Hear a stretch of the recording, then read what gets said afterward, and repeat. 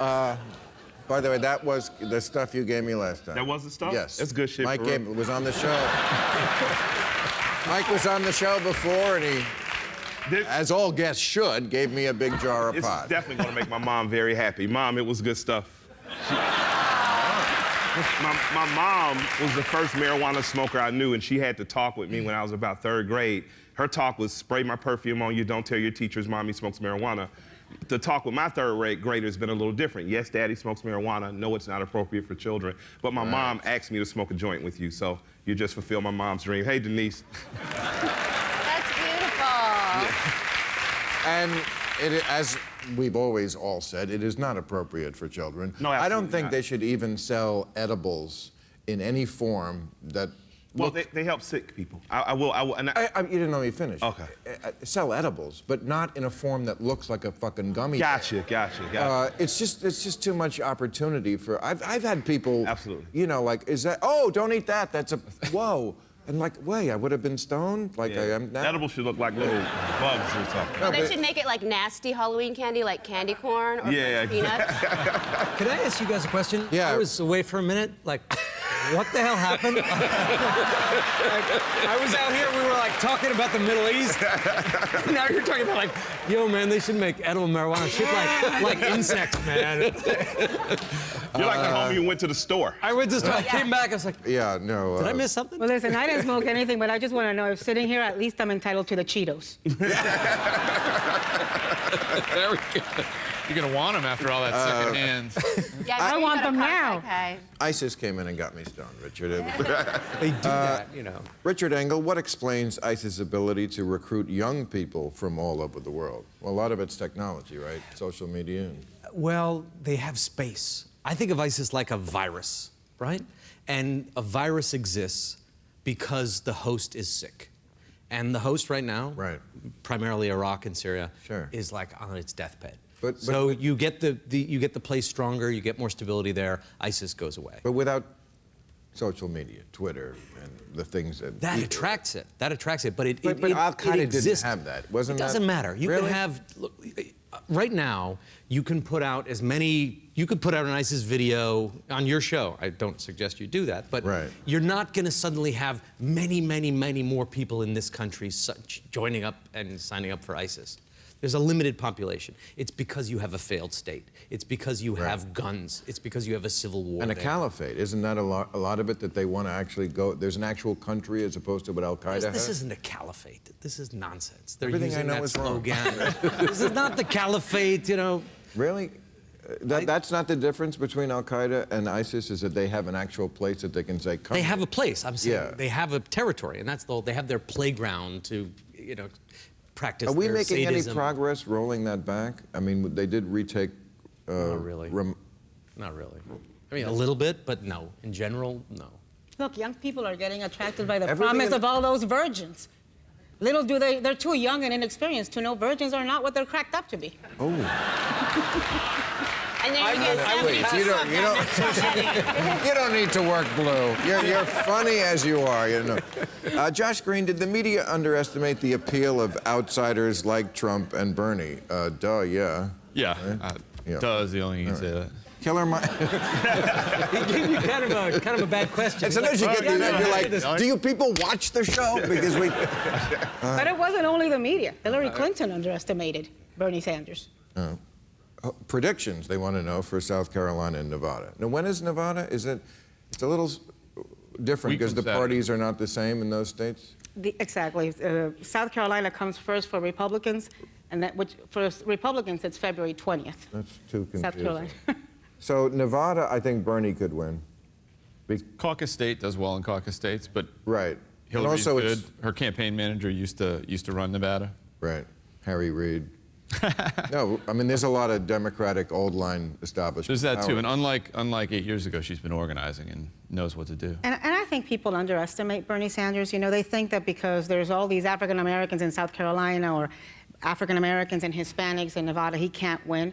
Look, you know, African Americans, Hispanics, minority groups, we don't all think alike. It is not groupthink. We're not a one big homogeneous, monolithic voting machine. There are African American progressives. There are Hispanic progressives, and I think he's going to appeal to some of them. I think he does, and people are mistaken to think. I think a lot of African Americans have just been taught to toe the Democratic line.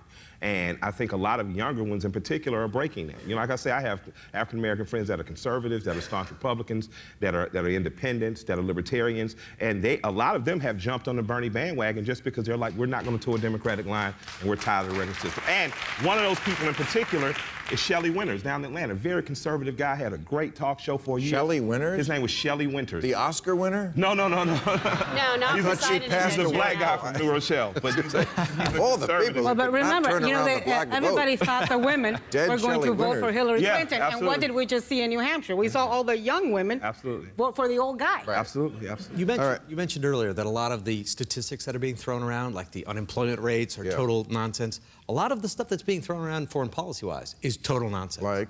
Like ISIS. We're going to make the sand glow, one person recently said. Ted Cruz. Well, where ISIS operates, there's no sand.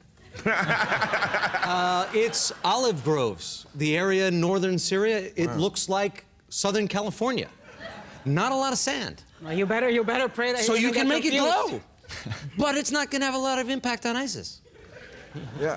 I mean, the two things I said to you, that it was the caliphate and that social media was important. You see that in the media all the time.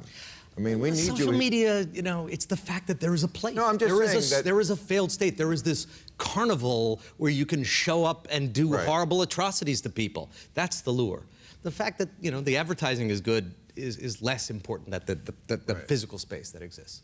Margaret, are you concerned about performing your stand-up in a conservative country like Singapore?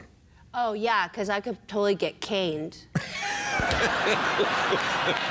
Remember that? The guy who got... Yeah, I'm gonna straight up get caned. For chewing gum, I'm gonna chew so much gum and... Yeah, I mean, I could get caned for what we just did here tonight. We were very rude and... If he could have, wouldn't Giuliani have caning when he was mayor of New York? He's such a nice guy. Rudy Giuliani? Yes. Bullshit. He may be a nice guy. He has some hard-ass opinions.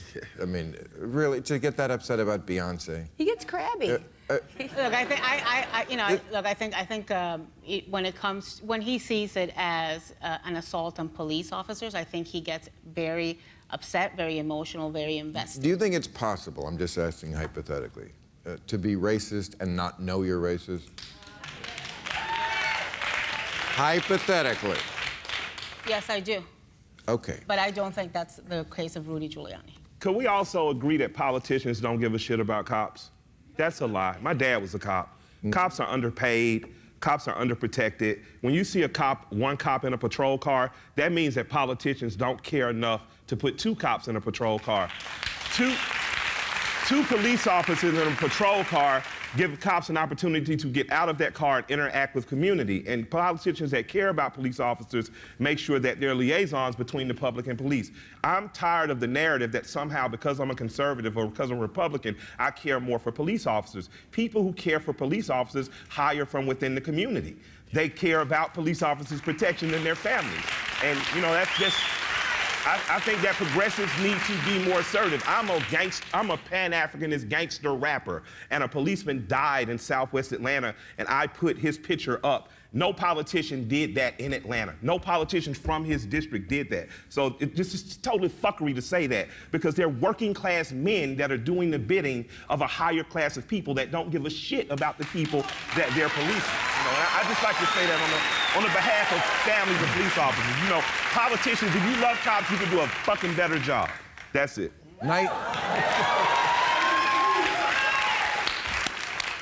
Nice bummer speech. You killed my buzz. I'm sorry, bro. I'm fucking with you.